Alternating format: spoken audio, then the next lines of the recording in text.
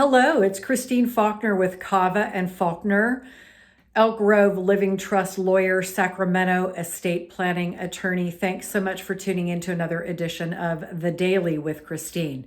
So today we're talking about a life estate, leaving a life estate in a property or leaving an estate for years. So this video is for you if you're someone who is maybe single, you don't have children, or maybe you do have children, and you have a piece of property that you want to allow someone to stay in, either for their lifetime or for a period of years so that they can transition more slowly. This video is for you. We're going to talk about some of the considerations that go into this kind of planning and some of the things that when you're dealing with an estate planning attorney that might come up. Many times you may not have even thought of these things. You may have given thought to, how could I help allow this person to have a place to live for their whole life or for a period of time so that they don't have a hardship. So let's get started. So what is a life estate? A life estate is an interest in real property that allows the person who has a life estate to remain in the property, but they don't own it. So their name is not on the deed, but they can't be kicked out. They are allowed to live there basically for the rest of their lives or until they choose to vacate the property. On the other hand, a term of years, on the other hand, is allowing someone to live in your property for a period of time.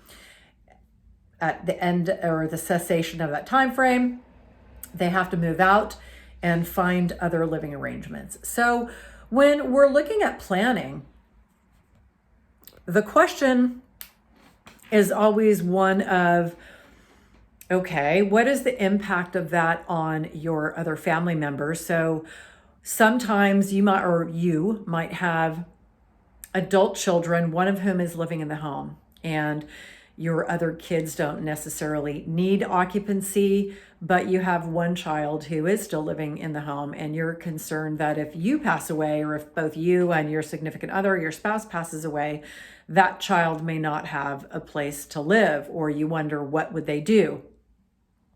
When you make that kind of decision to leave a life estate for a beneficiary, whether it's your child or someone else, it means that they have a right to stay in that property for the rest of their lives. And obviously, depending on how old they are at the time of your passing or both of your passing, it could be for decades. And deciding who is going to be responsible for paying the bills, right? Paying the property tax, paying the mortgage, paying the maintenance, the pool guy, and all of the expenses associated with home ownership can be something you may never have thought about before, but it's a really important thing to consider.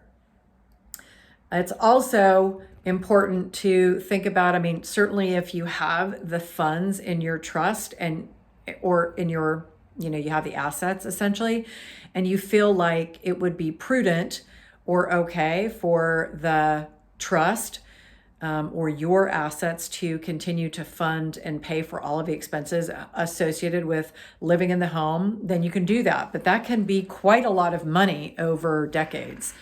And so it's, imagine, you're funding a mortgage payment, property taxes every year, repairs, PG&E, SMUD, water, sewer, garbage, and all of the associated maintenance of a home to allow someone else to live there at no cost. So it can be considerable. And obviously, if you have other beneficiaries, those funds are being diverted away from those other beneficiaries who are not getting the benefit of living in the home for the entire time that your life estate lasts. So oftentimes, considering the situation of your beneficiary, what's realistic in terms of what they will be able to afford might dictate your decision making in that regard. But when you have other beneficiaries, it can be almost a hardship for them to not only not have access to the property, the sales proceeds of the property, to be able to sell it immediately, but to also, on top of it, not have the use of the property. And if the trust says so, then also have the trust assets diverted and paying the upkeep so that someone else can live there really at no cost. That kind of thing, depending on who's a part of your life, can generate some hardship and animosity. Imagine if you had, 3 kids, 2 of whom lived on their own, had their own homes, and 1 child that was living in the house, and you create a plan that allows that child to live there for the rest of their lives, and the trust pays for all of the expenses. Imagine how the other 2 kids might feel if they not only don't get the benefit of living in the house, but they can't sell it either. And so the assets are tied up to fund one child's lifestyle, as well as the assets that are associated, the asset, which is the home, the real estate.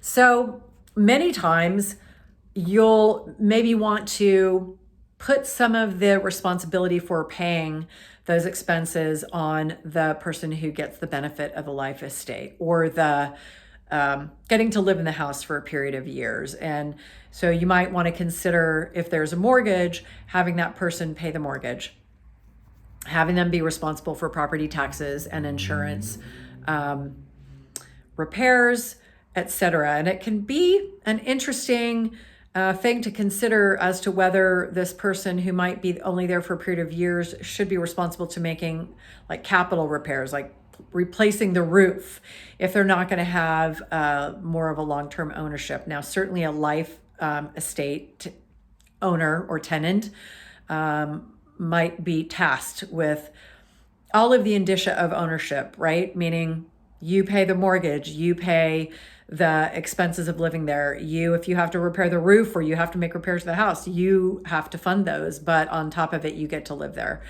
Of course, when someone begins paying a mortgage, that then vests them with some ownership interest in the property. There's a legal argument to be made that they are now buying into the property. So believe it or not, there's a lot of considerations surrounding creating a life estate. And I know many clients with kids who still live at home, or certainly children who have special needs, really want to make sure that their children have a place to live. And so this can be a tough decision-making process to really deeply think about all of the considerations that go hand in hand with making a life estate, or creating an opportunity for a beneficiary to live in the property and tie it up for a period of years. And who should be responsible for the expenses?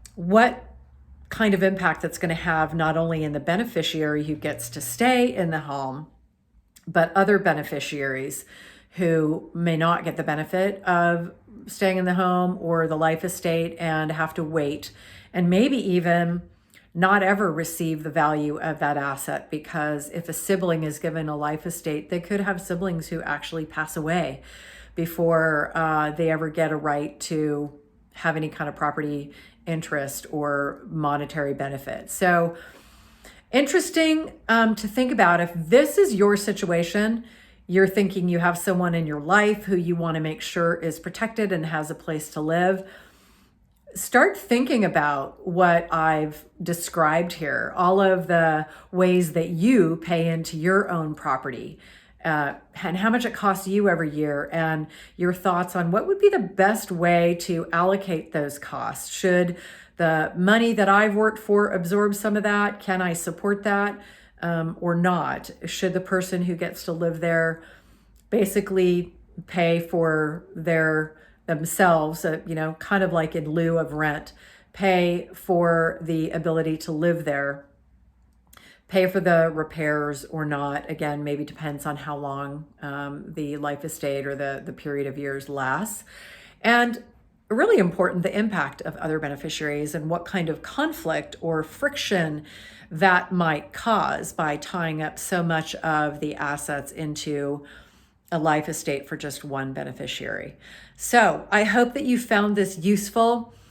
I know that when I'm working with people, we talk about so many interesting and sort of esoteric things, and people say, oh my gosh, I never thought of that. So when it comes up, I think that's a good thing to talk about in a video, because if it's, I'm talking about it here, there's definitely other people who are thinking about this. So thanks for tuning in to another edition of the Daily with Christine. Subscribe to our channel and like our videos. Tell us what you'd like to hear about. If you're thinking of doing some planning, or you know that you need to do something, please reach out to us. We're here to help in any way we can. We have many free resources that are up above in the description section. We have a free book that you can get. Just reach out and we're happy to help. Thanks for watching. Take care.